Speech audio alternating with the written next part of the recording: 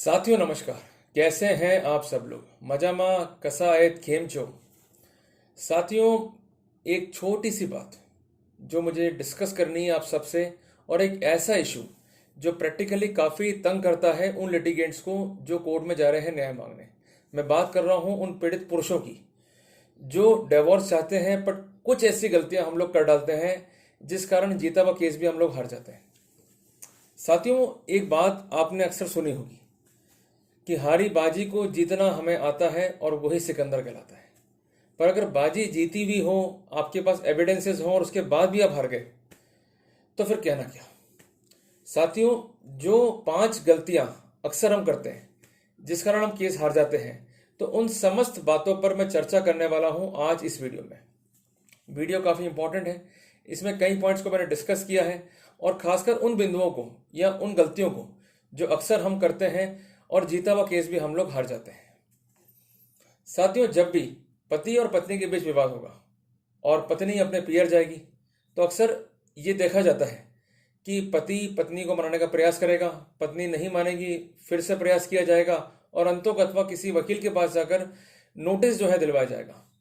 Notice देने के time पर ही हम एक मेजर गलती करते हैं कि हम डिसीजन ले ही नहीं पाते कि पत्नी को साथ लेके आना है या पत्नी को अलग करना है।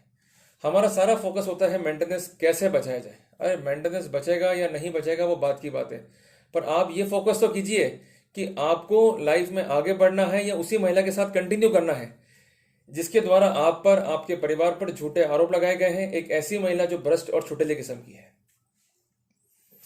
साथियों, अगर आपने इसी स्टेज पर यह तय कर लिया कि हमें करना क्या है, तो यकीन मानिएगा 50% जीत तो आपकी वहीं हो गई।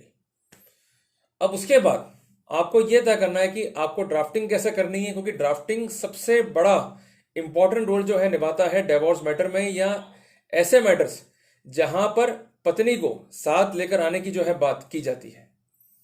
क्योंकि ड्राफ्टिंग में आपके सारे फैक्ट्स, लीगल पोजीशन, उसका सार, फर्दर क्या कॉम्प्लिकेशन आ सकते हैं, उसकी इनबिल्ट स्थितियां होती हैं, और अंतोगत्वा हमें प्रॉपर प्रेयर जो है कोर्ट से करनी होती है कि हमें वास्तविक रिलीफ क्या चाहिए। अब साथियों, सबसे इंपॉर्टेंट बात यह है कि वो 5 गलतियां जो अक्सर हम करते हैं, यदि हम उन्हें ना करें तो डेफिनेटली हमें केस में सफलता मिलनी ही मिलनी है। वो 5 गलतियां क्या हैं, इसको आप जो है नोट कर लें। सबसे पहली गलती, फाउंडेशन वर्क को तैयार ना करना। ये फाउंडेशन वर्क क्या होता है और उसकी हमें रिक्वायरमेंट क्या है, आपके माइंड में बात आ जाएगी कि हम फाउंडेशन वर्क करें क्यों, जब हमारे पास एक लोकल वकील है, वो कॉम्पिटेंट है, सारी तैयारी कर देगा और सिंपल तो है, डिवोर्स में 4 लाइन लिखो, डिवोर्स में मिलना ही मिलना है। यही सबसे बड़ी आपकी गलती है। फाउंडेशन वर्क आपको ही करना होता है, इसमें किसी वकील की आपको हेल्प नहीं लेनी होती है। फाउंडेशन मतलब नींव। अगर नींव मजबूत होगी तो आगे जो बिल्डिंग बनने वाली है वो काफी अच्छी, कहते हैं ना, स्ट्रेंथ की बन सकेगी। फाउंडेशन में क्या होता है कि हम फैक्ट्स को रिकॉल करते हैं। पहले हमें डिसाइड करना है कि हमें तलाक लेना है या साथ में रहना है, उसके बाद हम डिसाइड कर रहे हैं कि हमें फैक्ट्स जो रखने हैं वो फैक्ट्स क्या क्या होंगे। सबसे पहले हमें रिकॉल करना है, फिर उनको रिमेंबर करना है, और उसके बाद जब भी मौका मिले उसको कॉपी में लिख लेना है। इस तरह से करते करते करीबन 15 से 20 पन्ने हमारे तैयार हो जाएंगे, बट सारे के सारे फैक्ट्स निकल के हमारे सामने आ गए। Stage number 2, mini briefing. ये भी हमें करना है। ऐसे फैक्ट्स जिसके समर्थन में एविडेंस है, जिसको हम इजीली प्रूव कर पाएंगे, उसको अंडरलाइन करते हैं हरे पेन से। और ऐसे फैक्ट्स जिस पर हमें डाउट है, जिसको हम इजीली प्रूव नहीं कर पाएंगे, जिसकी हमारे पास में एविडेंस नहीं है, जिसको मार्क करते हैं आप लाल पेन से। और उसके बाद आप जाएं फिर किसी अच्छे एडवोकेट के पास जो प्रोफेशनल हो। एक मेरी आप सबसे रिक्वेस्ट है कि ये भाई बंधु देख लेंगे, कल कर लेंगे, परसों आ जाना, ये काम अब नहीं चलने वाले। कोर्ट की प्रोसीडिंग अब काफी एडवांस हो चुकी है। अगर आप तैयार नहीं है, आप अपडेट नहीं है, तो डेफिनेटली केस को आप हार जाएंगे। तो एक प्रोफेशनल वकील को एंगेज कीजिए और उससे साफ साफ ये बात कहिए कि सर मुझे ब्रीफिंग काउंसिल को अपॉइंट करके दो। क्योंकि जो वकील सीनियर हैं या जिनके पास जो है ऑलरेडी काफी वर्क है, उनके पास टाइम नहीं होता है, पर उनके ऑफिस में ब्रीफिंग काउंसिल अवेलेबल होते हैं। ब्रीफिंग काउंसिल का काम क्या होता है कि जो आपने फाउंडेशन वर्क तैयार किया है और जो ब्रीफिंग पॉइंट्स तैयार किए हैं उसको स्क्रूटनाइज करना, और वास्तव में उस पर रन करके हम कोई अच्छा मैट्रिमोनियल केस ड्राफ्ट कर सकते हैं या नहीं कर सकते हैं, उसको अश्योर करना।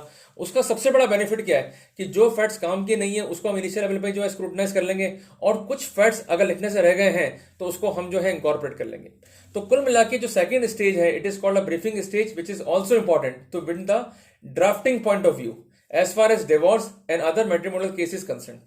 तीसरा सबसे इंपॉर्टेंट पॉइंट जो हमें देखना है कि रिसर्च वर्क अक्सर वकील करते ही नहीं है। एक्चुअली क्या है कि जब आप कोई मकान बना रहे हो, उसका नक्शा आपके पास प्रॉपर नहीं है, खासकर वर्किंग नक्शा, तो आप मकान अच्छा कैसे बना पाओगे।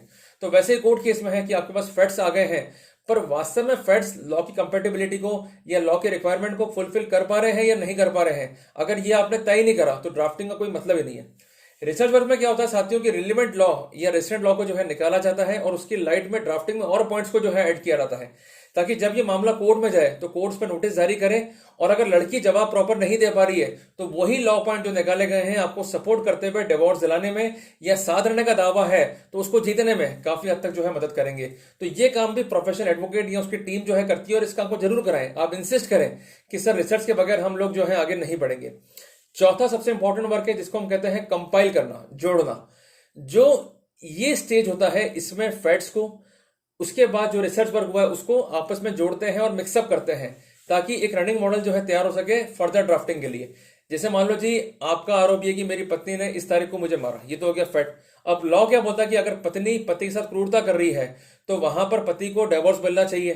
तो ये दोनों पॉइंट जो है मिक्स हो जाएंगे। अब ये क्या बनेगा आउटकम में कंपाइलिंग के अंदर, कि यह कि मेरी पत्नी के द्वारा इसी तारीख को मुझे मारा गया, जो एक गंभीर प्रकृति की क्रूरता है, और इस लॉ के अनुसार ऐसी स्थिति में पति को डिवोर्स जो है दिया गया है। तो एक एफिशिएंट पॉइंट जो है हमारे लिए तैयार हो गया, आगे का वर्कआउट जो है तैयार हो गया। और सबसे आखिरी स्टेज है फाइनल स्टेज, जिसमें वो सीनियर काउंसिल जो आपका ड्राफ्ट फाइनल कर रहा है वो और आप जो है बैठते हैं। कुछ कमियां इसमें हो सकती है, कुछ स्पेलिंग मिस्टेक भी हो सकती है, उसको रिव्यू पूरा किया जाता है। और यही वो स्टेज है जहां पर आप ये निष्कर्ष से कह सकते हैं कि now it is a perfect draft which is sufficient, जिसको हम कोर्ट में पेश करके डेफिनेटली जो है वो केस को जीत जाएंगे। अब साथियों अगर इस स्टेज को या इन स्टेप्स को फॉलो करके हम ड्राफ्टिंग करते हैं तो उसके क्या फायदे होने वाले हैं। सबसे पहला फायदा कि बार बार हमें जो है लॉ बुक्स को नहीं देखना है। एक बार देख के हमने ड्राफ्टिंग कर दिया तो हमें आगे सोना ही है, अब जगना है अपोजिट पार्टी को। दूसरी इंपॉर्टेंट बात, as per order 8 rule 4 of CPC, ये कानूनी प्रावधान है। अगर आपकी वाइफ प्रॉपर जवाब नहीं दे पाती है आपके एलिगेशंस का, तो आपके एलिगेशन स्टैंड हो गए तो वहां पर आपको डिवोर्स मिलने, या अगर आपने दावा किया साथ रहने का तो उसमें सक्सेस की संभावना जो है बढ़ गई। और तीसरी इंपॉर्टेंट बात, अगर एक बार प्रॉपर होमवर्क कर लिया तो जज भी आपकी बात से जो है वो डेविएट नहीं हो सकता। कई बार ऐसा होता है कि वकील साहब कहते हैं कि सब बाद में पेश कर देंगे, देख लेंगे। ऐसा गलती मत करना, क्योंकि अगर आपकी पत्नी ने जवाब दे दिया और उसके खंडन में आपने कोई नया डॉक्यूमेंट पेश किया जिसको हम कहेंगे जवाबुल जवाब या रीजॉइंडर, तो उसमें उसके रिकॉर्ड पे आने या नहीं आने की पॉसिबिलिटी जो है बहुत ही कम होती है। तो कोर्ट को लगता है कि भाई जब डॉक्यूमेंट आपके पास में थे तो आपने उस समय क्यों नहीं पेश करे। तो आपको डैमेज ना हो, आपका नुकसान ना हो, जिस कारण मैंने ये नॉलेजेबल वीडियो जो है बनाया है। तो आप कुल मिला के 5 स्टेजेस को फॉलो कर दें। वो स्टेजेस क्या क्या है? फाउंडेशन वर्क, दूसरा है ब्रीफिंग वर्क, तीसरा है रिसर्च वर्क, चौथा है कंपाइलेशन वर्क, और सबसे आखिरी में है फाइनल ड्राफ्टिंग वर्क। उसके बाद यदि इसको आप पेश करेंगे तो डेफिनेटली आपको सफलता मिलेगी मिलेगी, और कोई तकलीफ जो है आपको नहीं आनी है। तो कबीरदास जी ने भी कहा है कि काल करे सो आज करे, आज करे सो अब। तो ऐसी गलती करने जा रहे हो तो रुक जाओ, आप ड्राफ्टिंग को प्रॉपर चेक करो, और उसकी जो वर्किंग कैपेबिलिटी है, जो उसका रनिंग मॉडल है, उसका जो ब्रीफिंग पॉइंट है, जो फर्दर कॉम्प्लिकेशन आपको हो सकते हैं, उन सबको देखते हुए आपको जो है आगे बढ़ना, कोई तकलीफ आपको नहीं आएगी। तो साथियों अगर वीडियो अच्छा लगा आप वीडियो को लाइक और शेयर जरूर करना, मेरे चैनल को सब्सक्राइब जरूर करना। मिलते हैं एक नए टॉपिक के साथ, तब तक के लिए जय हिंद जय भारत।